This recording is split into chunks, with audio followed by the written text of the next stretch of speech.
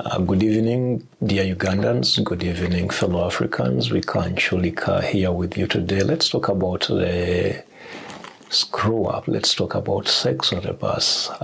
Basically, you know what's been trending this week in Uganda is the Midland-Lubiri high school screw up. Apparently, children, high school kids were having sex on the bus in public during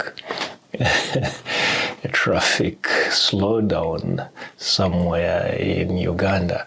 Now, I can't say for sure, the clip I've seen, I can't say for sure whether that was kids having sex or not. All I see is bodies moving up and down in full clothes. So I can't be sure, I can't comment on that. But again, it has raised a lot of public debate about sex and teenagers, basically, because high school kids, basically, they are teenagers. Roughly in Uganda, that would be between 13 and 17, between 13 years, 12 years, and 18 years, depending on how fast or how slow someone has been in primary school, yeah. So we are talking basically about kids between 13 years to 18 years, yeah. Now, what I'm going to speak about is three things. The first one is the physical, the second is going to be the cognitive, and the third is going to be the social. So we have to understand this thing from three concepts. Let me summarize it before I even go further ahead. This is what I'm going to say, but let me summarize it quickly. There are three things we have to understand.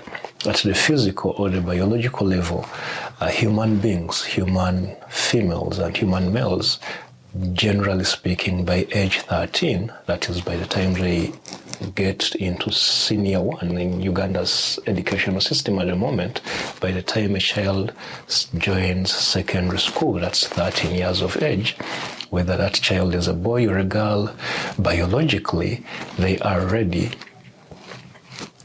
to procreate, they are ready to create a child, because the girl generally will have started getting her periods. That is a sure biological sign she is ready to get pregnant. The boy will have started getting wet dreams. That is a sure sign that the spermatozoa are active and can actually impregnate a woman. So there is no two ways about it.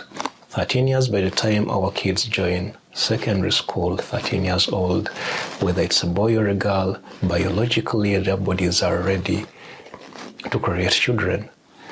Then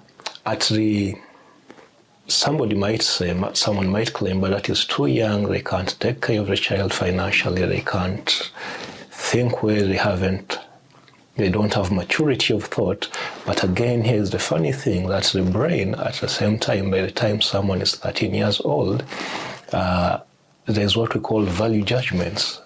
By the time someone is 13 years old, that is when actually the human brain is able to reason what we call abstract reasoning, and basically that is what we call mature thinking. So these children, by the time they join S1, not only are they ready to create babies biologically, but even intellectually, their brains actually are now thinking like the brains of an adult, a mature human being, a mature person. So what that means is that they are both ready physically to bring a child forth into the world.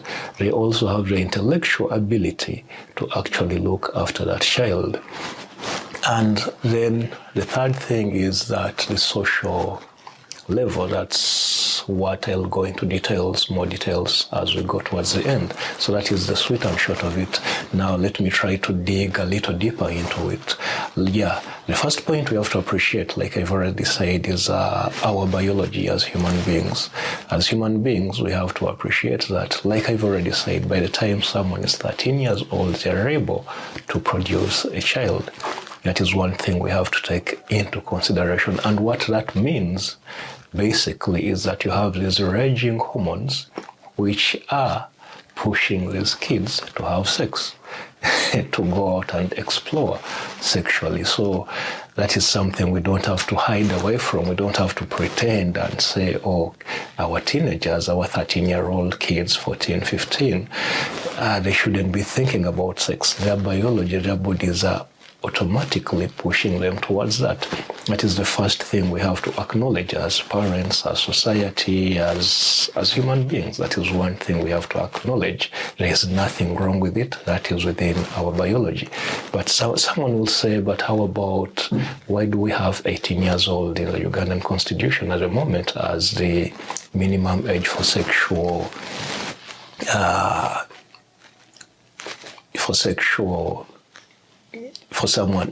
consent, right?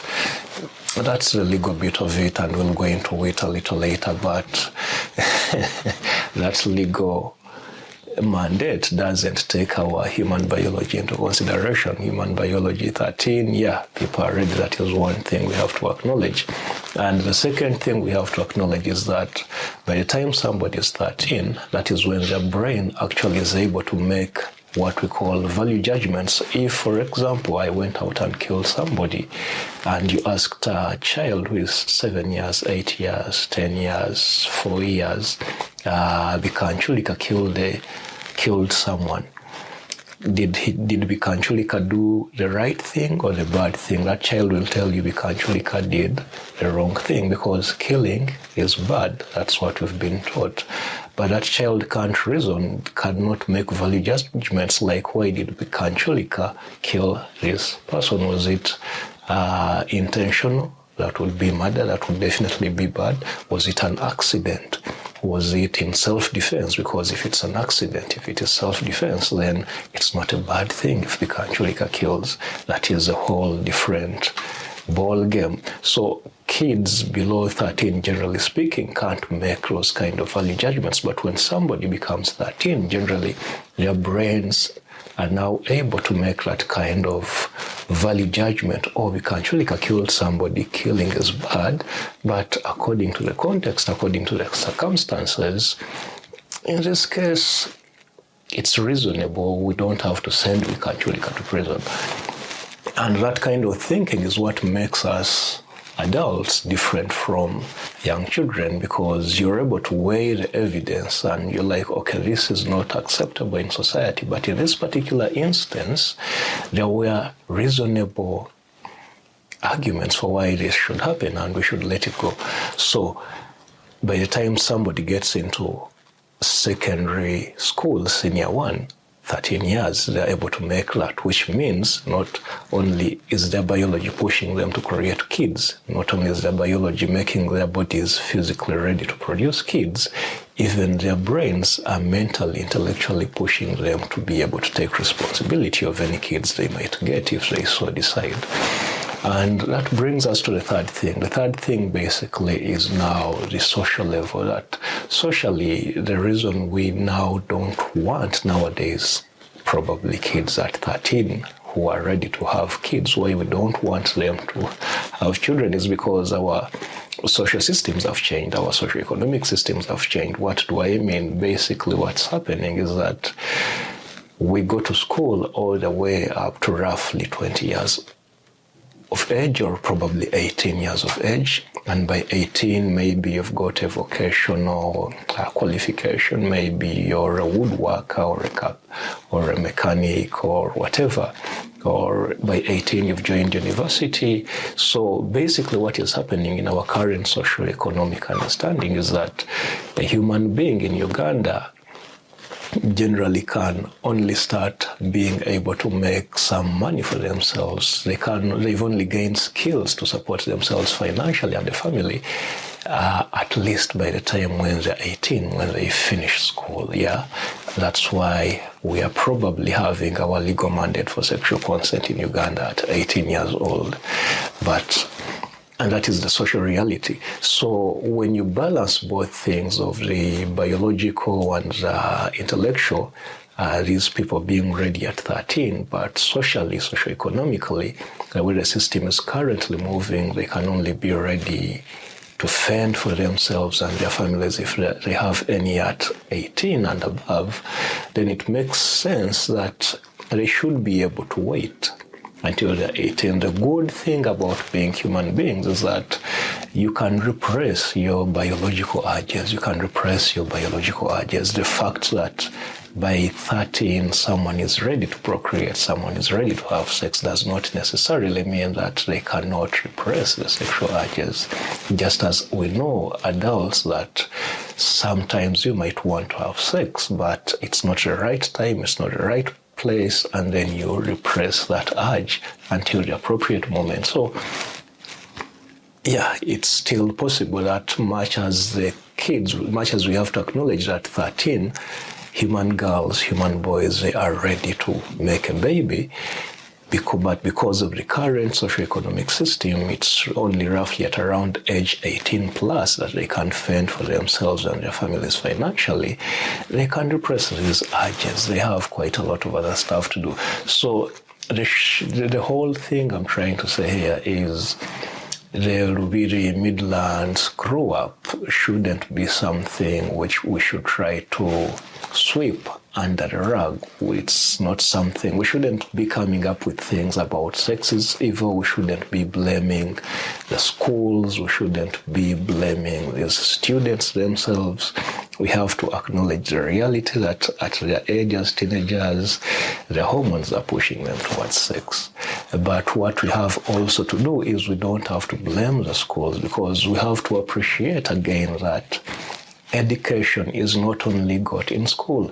Schools like Midland, like Lubiri, they only give a particular kind of education. They give us education which equips us with the skills to be able to fend for ourselves financially. The formal skills, they teach you accounting, they teach you biology so that you can become a doctor, a lawyer, a business person. They teach you those kind of skills. But now, the other skills about being responsible for your life, say sexually responsible, that is our responsibility as parents, that is our responsibility as adults in the community to teach that.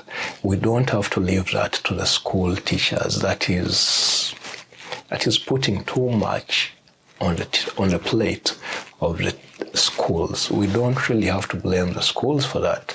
The schools can do their part, but the primary responsibility should fall upon us as the parents. It should fall upon the families, actually, of the children, of these young men and women. That responsibility, sexual responsibility, should fall.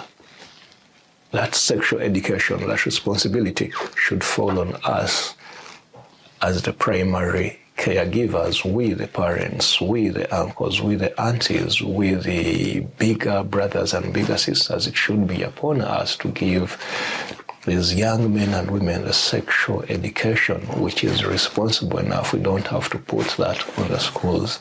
And that is all I had for you today. In conclusion, I'll have to say that this Lubiri Midland screw-up shouldn't be a big deal. As in, seriously, it shouldn't be a big deal. We shouldn't go into this mode of it's evil. Sex has never been evil. Doesn't matter what religion you belong to, sex has never been evil. It all depends on the context. Sex is not evil. Secondly, we don't have to blame the schools for this. The primary responsibility is on us in the families to guide the young men and women towards being sexually responsible. And that is basically it. I hope that makes a lot of sense. Have a blessed day. Stay safe. This is Bikanchulika, the Ugandan apologist. Thank you very much.